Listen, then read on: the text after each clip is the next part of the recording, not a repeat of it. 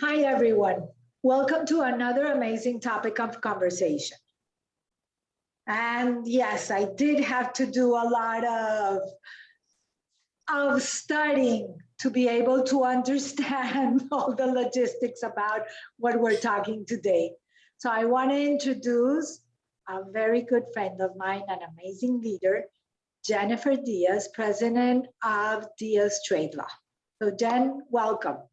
Thanks so much, Gladys. It's a pleasure. I appreciate you having me on. For anybody who doesn't know Gladys, you need to know Gladys. But this topic is like literally way off my expertise. So bear with me. It's a fun topic. Well, it is a fun topic, but it's also a very complicated topic to understand. So that's the reason why I wanted to bring you on board. Because we did something about everything that was going on with trade and the whole issue of the ports being backed off, but your conversation is completely different. It's part of the same. It all goes together. It's still part of the international trade world. Our ports are still crazy. Our trade lives are still crazy, but now we have government enforcement on top of that. And we always had that. But now it's on steroids. But before we go into that, because I want you to explain everybody and the people that do not know the topic very well, let's start with the status of what's going on with the US and China trade war. Sure, it's juicy. Our US-China trade war, for those of you who aren't intimately in it and you don't really know some of the background, it started with intellectual property rights violations. So when you think of intellectual property rights seizures, so for example, last year in fiscal year 2021, there were 27,115 seizures for intellectual property right violations. What does that mean? Counterfeits, right? Counterfeit imports. So how many counterfeits? Counterfeit imports, but you're talking about intellectual property. And I thought intellectual property is copyright. Trademarks. Trademarks. Okay. Copyrights and trademarks. So Gladys, let's say Conversations with Gladys is your brand, right? Yeah. Let's say that that's a trademark. Here's the cool part, right? So you can register that with the USPTO, the US Patent and Trademark Office, that you tell the world Conversations with Gladys is my trademark, right? The second step is you tell US Customs, I want you to police Conversations with Gladys on any apparel, because that's my business too. I'm putting Conversations with Gladys on apparel, on mugs, on all these fabulous things that I'm selling, right? US Customs is your policeman at 328 ports of entry. And if I try to import Conversations with Gladys in a counterfeit version of it without your permission, on a mug, on a t-shirt, US Customs takes the product and then calls you and tells you, hey, by the way, did you know Jen's importing counterfeit stuff? So there's a very serious process that goes by, but during the detention phase, US Customs calls your representative to say, hey, did you know that merchandise is coming from whatever country? Is it yours? Is it legit? Is it not? And you're gonna say, wait a minute. Once Customs says, we're seizing it and issues a seizure notice, you actually get a copy of it. So you can sue me privately too. And the best part about all of this is Customs keeps track of the seizures, but because you took that time to record that trademark with Customs, Customs can also issue me a penalty for the value as if it was legitimate. Think about that from a Gucci or Chanel perspective, right? The fake one is $2 online. The real one is $2,500. You buy 1,000 of those, that's a $2.5 million penalty, right? Versus your $20,000 that you spent. So sexy. I love this. 27,000. Right. So 27,000 of these, and what percentage do you think of that was China or Hong Kong related? I'm assuming it's very low. High. Or high because there are other countries that are also doing the counterfeit. Right, but very few, I mean, few and far between in terms of the others. But China is #1 in terms of the largest counterfeiter, and That's known. So Correct. now that's on a smaller scale, but now you're talking about intellectual property rights theft from companies, and our ingenuity and technology, it sucks to have that ripped off, right? Nobody wants to hear that. So whether or not it's a trademark, a copyright, a patent, whatever it is, that's how the war itself starts. So now we're trying to level the playing field in some way, shape, or form. China's still our number one, trading partner. We still import from China. That didn't go away. But what happened was we wound up with really massive tariffs, basically extra taxes that nobody wants to pay, right? So now you have as much as 25% extra tariffs that are being levied right now on goods. That affects everything that we do. 100%. If you have another 25% tax on any item, I mean, prices are up. That stinks. It has to come back to the consumer in some way, shape, or form. The importer alone can't bear that risk and that loss, right? So, I mean, everybody is in business to make money, right? So if the supplier doesn't lower their prices to account for it, and the importer has to pay an extra 25%, that's brutal. It goes down the line. So now you're talking about shipping costs are crazy high right now, right? So the cost to move a container used to be like 2,500, $5,000, and now you're talking about 20,000, 25,000. So if that's gone up tenfold, 20-fold, plus the actual cost of bringing the goods to the United States and paying that tax, that customs duty, customs collects. Let me ask this. What is the second largest revenue producing agency in the United States behind the IRS? The duty, the tax collector? Customs. And it's crazy in terms of the amount of duties that are collected. You're talking about billions and billions and billions of dollars. 20 million. Billion. I'm sorry. Billion. Collected just in the first days of 2022? 100, yeah, exactly. So this data so Customs publishes cool trade data, which is awesome. So they're really great about updating trade statistics on Customs website. So as of fiscal year 2022, and this is just as of January 5th was the last publication date, okay? So as of January 5th, there were a total of $530 billion worth of imported goods. That's a lot, 530 billion. Last year in fiscal year 2021, $2.8 trillion worth of goods imported into the United States. That's a lot. We live and die off of imports. That's not going away, right? Wait, and now I know you're not an economist, but this is creating the perfect storm. Not only the 25% of duties that were increased, plus the higher cost of shipping, plus the higher cost of labor, not only plus containers sitting at the ports for God knows how long, because God forbid containers would move smoothly for all sorts of reasons they're not, right? Yeah, because the virus are having people out of commission. All of it. Because they're sick. There's a lack of drivers. There's a lack of people to get actually the containers unloaded. All of it's true. All of that's true. Reloaded to ship. So this is like creating the perfect storm for what's going on with the inflation. How could it not? How could prices not go up given all of these events? It's just logical. I mean, 25% alone without all of the other crises going on, that alone is rise for an increase in costs of essential goods. It is what it is. There are many goods.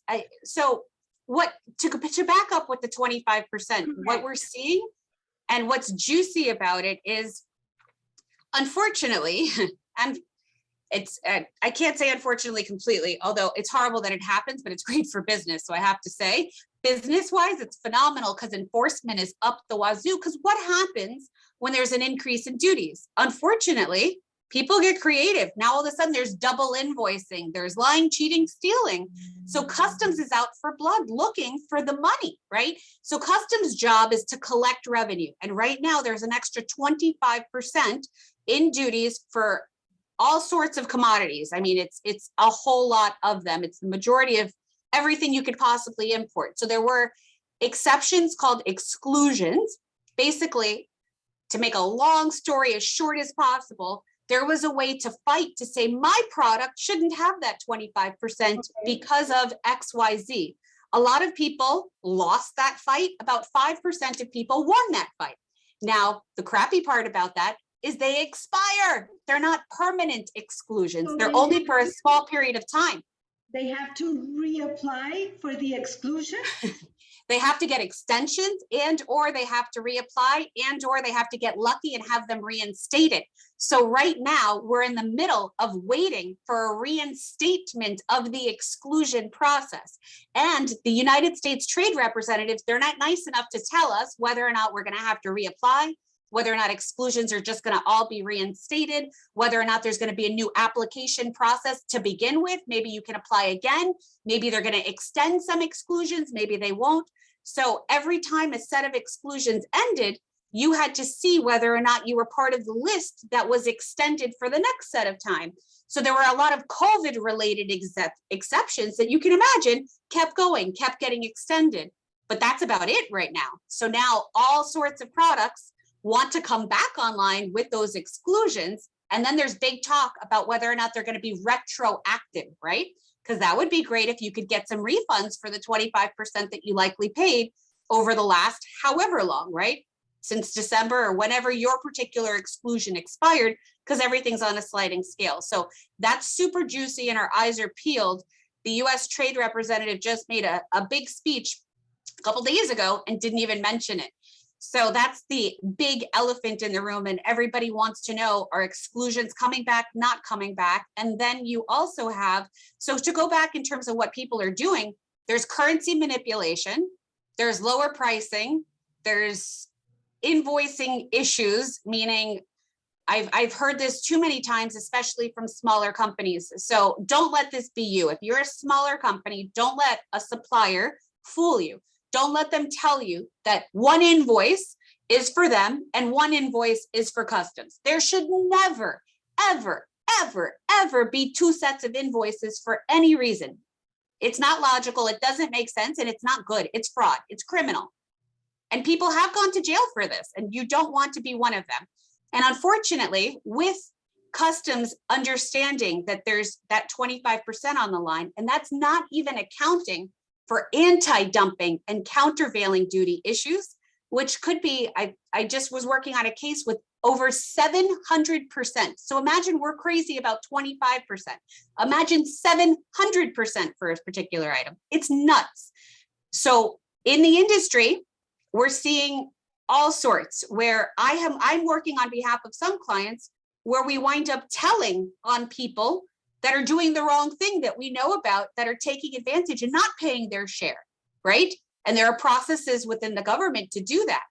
And then there are audits within the government, there are seizures, there are requests for information. There are lots of ways for the government to come in to figure out whether or not you're a good guy paying the right amount or you're a bad guy paying the wrong amount. Some of it's criminal enforcement as well. Bottom line is enforcement is through the roof because there's so much money on the line right now. And some people are absolutely doing the right thing and getting caught in the middle of the big enforcement. And some people are not and also getting caught. Some people are still getting away with it. You know, it's a little bit of everything, but it's kind of nuts.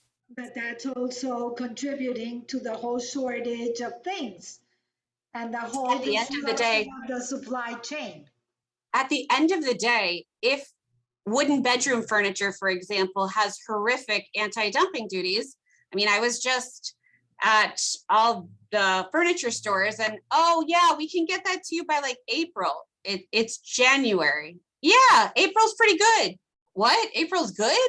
Yeah, no. Who wants to wait until April if you want a new bed? Like, that's crazy.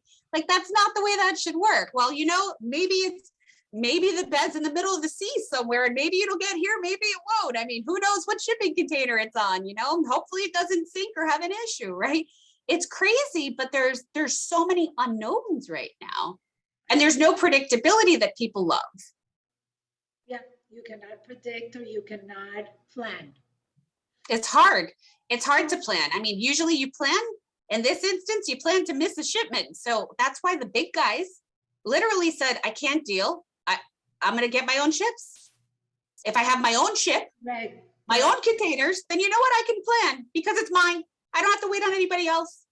But Yeah, imagine having to lease. unfortunately, the little companies are the ones that are losing Can't because of compete. all of this, because they cannot get their own ships. They cannot get their own fleet of containers. 100%. So that's like 100%. not even a fair way to compete. At all. At all. Those with the deeper pockets can come up with pivots, right? In these instances, you absolutely have to pivot. You have to figure out an alternative arrangement. So some people that were counting on sea are counting on air. Some people have items that are just too heavy for air, just too expensive, just too cost prohibitive. It's right now, people are also talking about nearshoring as a potential as well. I mean, everybody is looking for another potential solution to get goods. Nearshoring was when it was the recession in 2008. That's how, for example, Costa Rica came out with a very good economic structure because they got all the call centers that were Yeah, actually being contracted in India. makes And sense. during the recession in 2008, it totally came towards this side of town. So let me ask you something. In the US-China trade summit, like what happened? Right? Did something happen Nothing. or nothing? I mean, at the end of the day, the things that I care about and that I'm seeing are, do we still have a China trade war? And yes. Did it go away? No. Did China meet their obligations of the phase one of our trade deal? No, they're still not buying agricultural commodities in mass as they agreed to.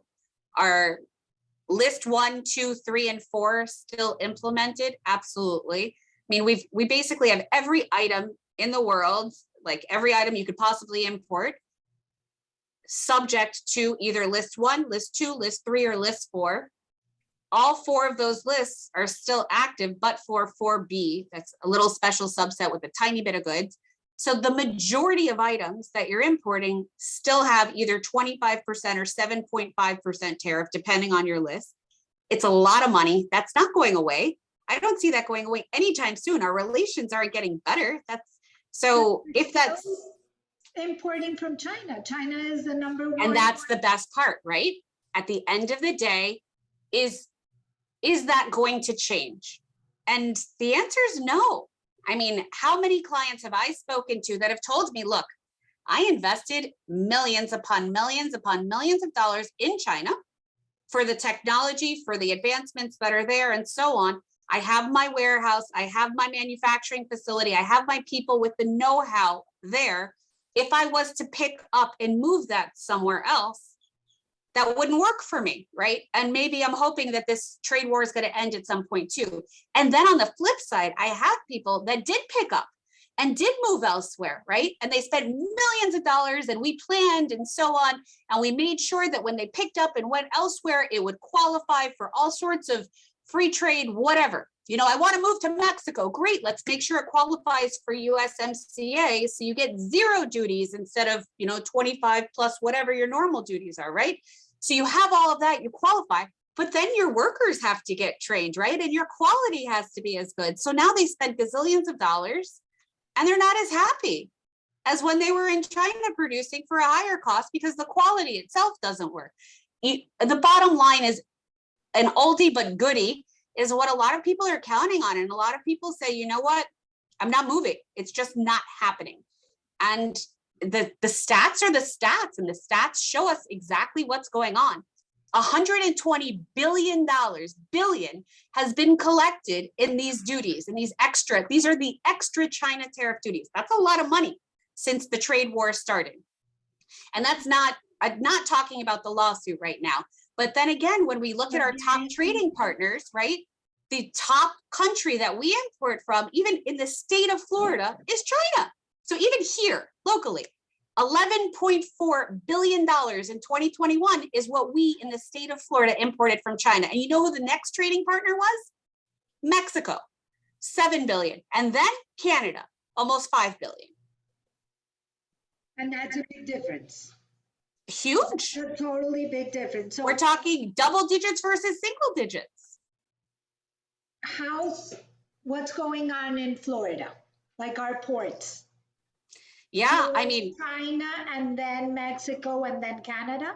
Right, then Germany, then Chile. Those are our top 5 imports, and our top 5 countries for exports. Brazil is number 1. But think about it this way. Brazil, we export 4.4 billion, right? China, we import 11.4 billion, right? Think about those numbers for a second, right? And then Canada's next, 3.7 billion, then Mexico, 2.9 billion, then Colombia, yay, then Dominican Republic. So those are our top 5 countries for exports. And I mean, when it comes to the goods, what do we export? Aircraft, spacecraft, machinery, more machinery, medical equipment, vehicles and parts. We did not make it in the US, so there will be no exports or import. Yep. Right. I mean, so now when it comes to the ports, they're having their best years. It's pretty amazing to see. So, I mean, we're importing in record droves. We're buying on e-commerce like never before. Who have you met, no matter what age, that has not over the last 2 years bought something online? It's impossible. Correct. It's impossible to survive, right? And then how many people are like, you know what? I'm home, so might as well create my home office, or I'm home, so might as well build a pool. I'm home, so might as well fix up my kitchen, right? How much of that? Especially in the pandemic, it was all in. You order everything in because you didn't want to go out. You were afraid, so it skyrocketed. 100%. So sales are through the roof. I mean, the only thing that we're not buying these days are, really gorgeous dresses to go to really fun parties.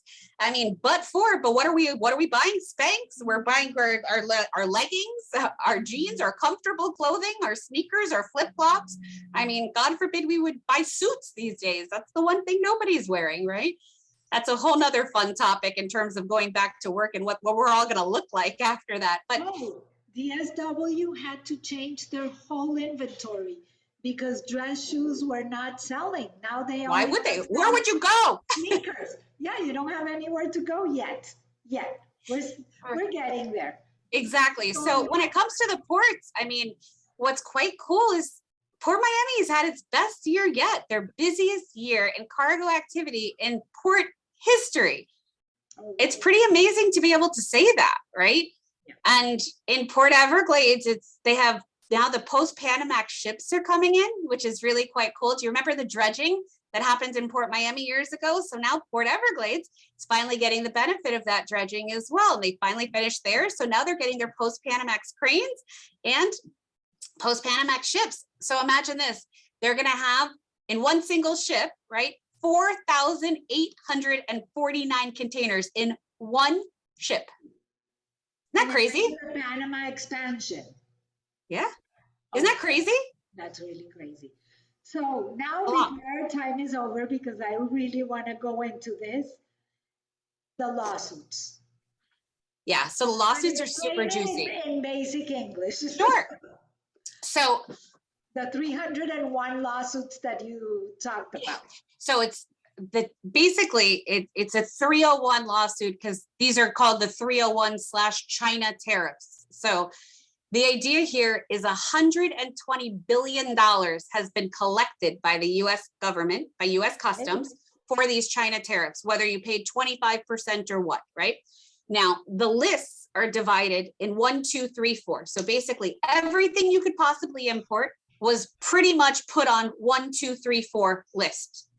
Now, the idea here at the end of the day is importers basically said, all right, there was a way to start this process. You start by saying China violated all sorts of IP provisions, which is how we got to the 301 to begin with. Fine. And then you start implementing these lists, but there have to be specific things that happen to start the list, to stop the list, and so on. Bottom line is list 1 and list 2 were implemented constitutionally, the correct way. The correct process was followed. The argument is for list 3 and list 4, the correct process was not followed. So It give me was, an example of what goes in the list 3 and 4 and what goes in the list 1. oh, you know what? Give me a second and I'll cheat and get my list out because I don't have all of the answers in my head anymore. That's gone. But the idea is list 3 and list 4 have a whole lot more than list 1 and 2. List 1 and 2 were smaller in terms of the total volume of items that are on the actual list. So list 4 was like a catch-all, kind of like a lot of other things were just shoved into list 4. We have some electronics, for example, on list 4. There are great examples of all of those that I'll send you after so we can put it on the link on the podcast so we can give an idea of these specific items, like the kind of categories for list 1, 2, 3, and 4, because they're juicy. But the bottom line is there are thousands of importers that are fighting the United States government right now, saying list 3 and list 4 started the wrong way. They should never have been implemented. They never should have taken off. So I want a refund. And that's the majority of the $120 billion that was collected by the US government, right? The majority is list 3 and list 4, right? So now, if all of these importers wind up getting a refund of this, that's going to be juicy. And then list 3 and list 4 would go away. So everybody is following this lawsuit quite closely because that's a whole lot of money that can go back to importers that are part of the lawsuit, basically saying, I paid buku bucks in these customs duties for the quote unquote China tariffs, and I want my money back because you should never have issued list 3 and list 4. They never should have come online. And if these importers win, the refunds are quite large, and then we would expect the list to absolutely go away. So what we're seeing is a lot of anxious importers right now that want to know every bit of the status, and the court case is ongoing and it's actually looking pretty decent. We can't give an exact, there are different lawyers that give percentages of roll the dice of whether you'll win, you'll lose, or what the deal is, but bottom line is it's looking bright. It's better than a lotto ticket, I'll tell you that. So I mean, in terms of your chances of potentially winning, but it winds up being a really big deal because this is the largest lawsuit that's ever taken place in the Court of International Trade. So there are all sorts of like sexy little topics that go on inside of it because you have over 300 lawyers that are part of this lawsuit with these thousands and thousands of importers. Like our firm alone has 150 clients that are a part of this. That's a lot. And we're small. Yeah, I can imagine the bigger companies. It's crazy. It really is crazy. So this is like the one lawsuit to watch this century. And we'll see, because there's been one lawsuit of this kind over 30 years ago, and it still wasn't this big. So this is really like the biggest thing to hit customs and trade is this particular lawsuit, where a lot of importers hopefully have a really great chance. I'm hopeful that we'll get all this money back for our clients and list 3 and 4 will go away, but I'm very much not hopeful that list 1 and 2 are here to stay.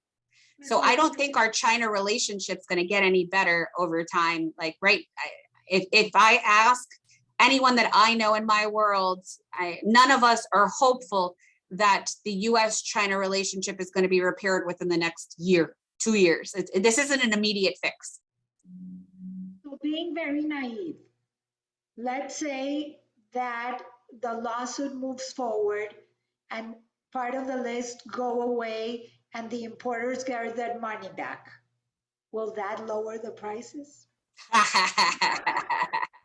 Wouldn't that be great, right? So like, when do the consumers get the benefit of all of that, right? Naive or wishful thinking? That's absolute wishful thinking. Yeah. I mean, at the end of the day, it's the importers, if they had that money back, how many of their customers would then say, great, you collected that. Now I want lower prices, right? Money back. Right. That's going to be the lawsuit 2.0 follow-up. It's true. At the end of the day, if you had to pay a higher price because of that 25%, because what most people do is they include that extra price and they pass it down to the customer. So at the end, it's always the next line down that has to eat that cost, right? But so the big myth, money back, then the customer is going to ask, okay, I want a refund for right, my part of it. Yeah, the big myth was, well, Chinese companies will be the ones that pay for the tariff. And at the end of the day, No, that's not how it works, right? no. I mean, at the end of the day, the company that physically pays the tariff is the US importer.